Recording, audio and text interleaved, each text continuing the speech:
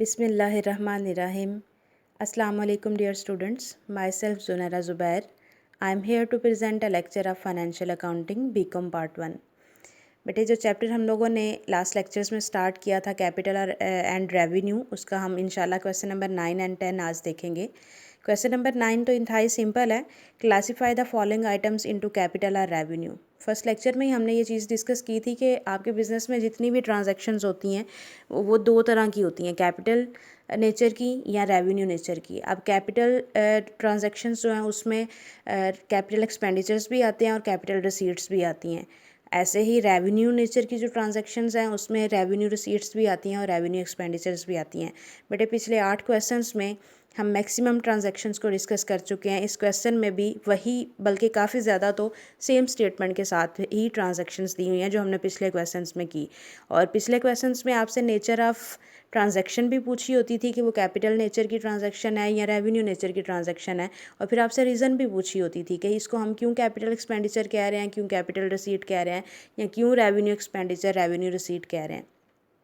तो यहाँ पे आपसे रीजंस नहीं पूछी गई, जस्ट आपसे नेचर ऑफ़ ट्रांजैक्शन पूछी है कि वो कैपिटल नेचर की ट्रांजैक्शन है या रेवेन्यू नेचर की ट्रांजैक्शन है। तो बेटा ये क्वेश्चन आप खुद सॉल्व करेंगे। नेक्स्ट क्वेश्चन नंबर 10 है, explain with reasons whether the following items relating to a sugar mill company are capital or revenue. यहाँ पे शुगर मिल कंपनी से रिलेटेड डाटा दिया हुआ है और आपसे नेचर ऑफ ट्रांजैक्शन और उसकी रीजंस भी पूछी हैं। फर्स्ट ट्रांजैक्शन है ₹25,000 worth the amount of premium was received on issue of shares. Shares को इशू किए, बेटे एक चीज़ तो पहले क्लियर कर लें कि शेयर्स जब भी इशू किए जाते हैं, सपोज़ के शेयर्स की जो फेस वैल्यू है वो 100 है, यानी पर शेयर वैल्यू बता रही हूँ कि अगर एक शेयर की फेस वैल्यू 100 है, अगर 100 से बिलो वैल्यू पे यानी 90, 95 या इससे कम वैल्यू पे भी आप इनको इशू करेंगे तो वो आप डिस्काउंट पे इशू कर रहे हैं। अगर फेस वैल्यू या पार वैल्यू से एक्सेस अमाउंट पे आप शेयर्स को इशू करेंगे, इट मींस कि आप प्रॉफिट या प्रीमियम पे इशू कर रहे हैं। तो जो एक्सेस अमाउंट आप रिसीव करते हैं शेयर्स के इशू करने पे, जैसे कि इस ट्रांजैक्शन में आपने ₹25,000 प्रीमियम अमाउंट रिसीव की, जो एक्सेस अमाउंट आपने रिसीव की वो आपके लिए कैपिटल रिसीट होती है या कैपिटल प्रॉफिट होता है। Amount received as premium on issue of share is a capital profit as it is not earned during the ordinary course of business। क्योंकि मतलब जो भी प्रीमियम एक्सेस अमाउंट आप ले रहे हैं उसकी पार वैल्यू में तो नहीं शामिल। पार वैल्यू में जो अमाउंट लेंगे, ठीक है, वो भी कैपिटल रिसीट तो होगी। आपके बिज़नेस में जो अमाउंट आ रही है, शेयर होल्डर्स ने जो भी अमाउंट इन्वेस्ट करनी है वो आपके लिए इन्वेस्टमेंट में आ रही है, कैपिटल रिसीट होगी। लेकिन जो आप एक्सेस अमाउंट रिसीव कर रहे हैं वो कैपिटल प्रॉफिट में आएगी। सेकेंड ट्रांजैक्शन है, motor truck costing ₹30,000 and standing in books at ₹14,500 was sold for ₹24,000। जो बेसिक कॉस्ट थी, इनिशियल कॉस्ट थी मोटर ट्रक की वो 30,000 थी, लेकिन जो बुक्स में वैल्यू थी 14,500। यानी जैसे हम डेप्रिसिएशन के चैप्टर में करते रहे हैं, बेसिक वैल्यू या इनिशियल वैल्यू कॉस्ट हमारे पास कुछ और होती थी। डेप्रिसिएट करने के बाद बुक वैल्यू जो बच जाती थी, यानी हम ये कह सकते हैं जैसे साल के एंड पे या उसके एस्टिमेटेड लाइफ के एंड पे जो वैल्यू होती है, जैसे यहाँ पे बुक वैल्यू बताई गई कि 14,500 है, लेकिन वो जो 14,500 की का मोटर ट्रक था उसको आपने सेल आउट कर दिया ₹24,000 में। तो हमें यहाँ पे क्लियर नज़र आ रहा है कि 9,500 का यहाँ पे प्रॉफिट है, यानी 24,000 में आप सेल कर रहे हैं, एक्चुअल वैल्यू तो उसकी 14,500 रह गई हुई थी। तो ये आपके लिए कैपिटल प्रॉफिट होगा, चूँकि ये मोटर ट्रक आपके लिए फ़िक्स्ड एसेट है। फ़िक्स्ड एसेट को आप सेल कर रहे हैं 24,000 में, जबकि उसकी एक्चुअल वैल्यू आपके पास आपकी बुक में उसकी वैल्यू 14,500 थी। तो ये जो एक्सेस अमाउंट आप रिसीव कर रहे हैं वो कैपिटल प्रॉफिट है। Legal expenses incurred in raising a debenture loan amounting to ₹15,000। पिछले क्वेश्चंस में एग्जैक्ट यही ट्रांजैक्शन हमने पहले भी पास की हुई है और उसमें भी यही डिस्कस किया था कि जब भी डिबेंचर्स को रेज़ करने के लिए या लोन को ज़्यादा से ज़्यादा बढ़ाने के लिए आप लीगल एक्सपेंसेस इनकर कर रहे हैं तो वो आपके लिए कैपिटल एक्सपेंडिचर होता है। Next, legal expenses incurred in an action for infringement of its trademark. ये भी सेम ट्रांजैक्शन हमने पहले 2-3 क्वेश्चंस के अंदर ही इसको करके देखा था। उसमें भी लीगल एक्सपेंसेस जब ट्रेडमार्क के से रेलिवेंट हम लगा रहे होते हैं, मतलब किसी भी कानूनी कार्रवाई के लिए, उसके प्रोटेक्शन के लिए, या किसी किस्म के भी जो लीगल एक्सपेंसेस ट्रेडमार्क से रिलेटेड होते हैं, वो आपका रेवेन्यू एक्सपेंडिचर होता है। Next one, profit realized on the sale of investment ₹10,000। Investment थी आपके पास, उस पर आपको जो प्रॉफिट हुआ है अभी, जैसे मतलब इन्वेस्टमेंट जो भी है आपके पास, जब भी आप उसको सेल आउट करते हैं और उस पर आपको प्रॉफिट होता है, ये आपका कैपिटल प्रॉफिट है। Next one, labour welfare expenses incurred ₹20,000।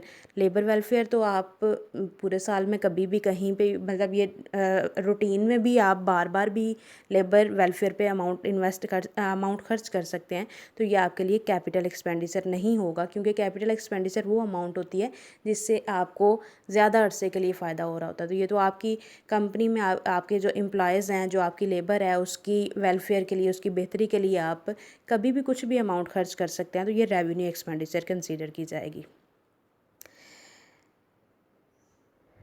Subsidiary received from state government ₹50,000।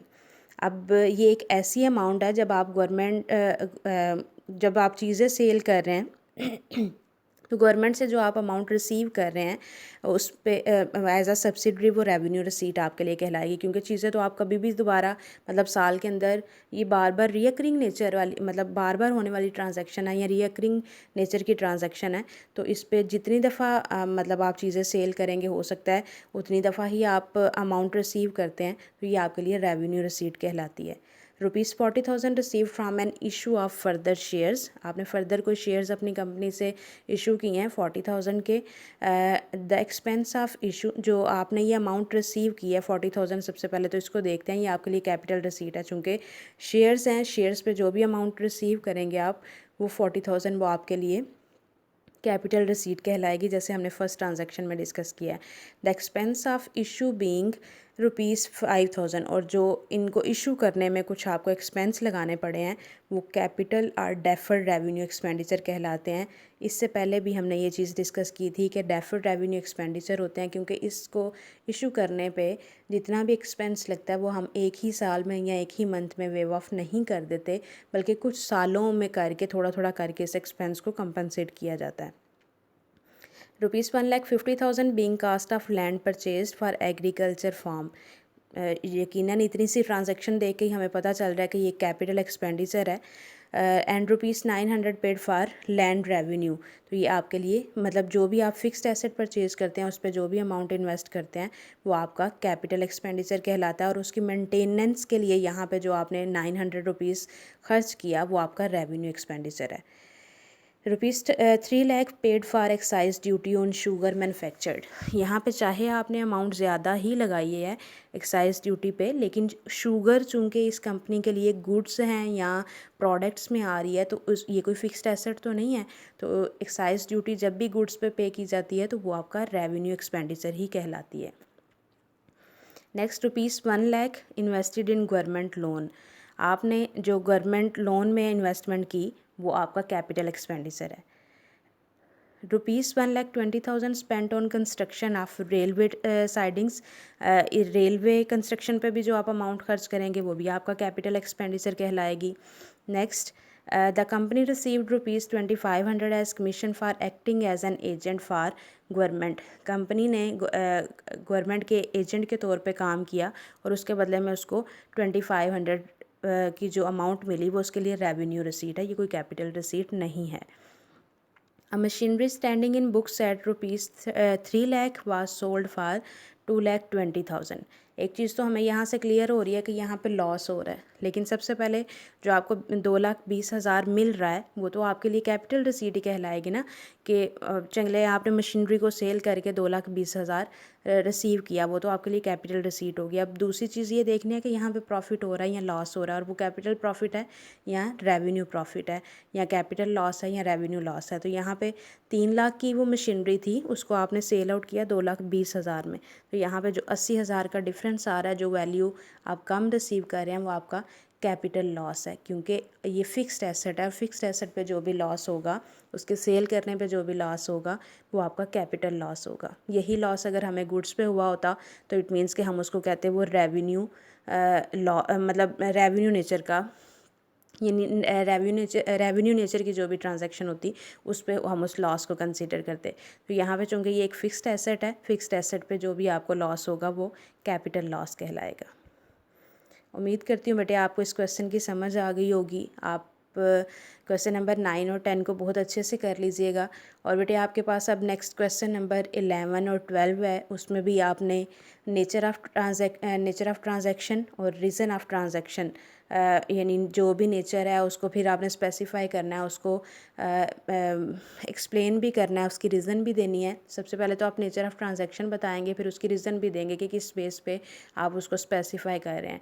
इसी तरह से क्वेश्चन नंबर 11 एंड 12 आप करेंगे। और क्वेश्चन नंबर 13 में जस्ट आपको जर्नल एंट्रीज़ करने के लिए कही हुई हैं, जो कि हम पिछले काफ़ी चैप्टर्स में जर्नल एंट्रीज़ पास कर चुके हैं।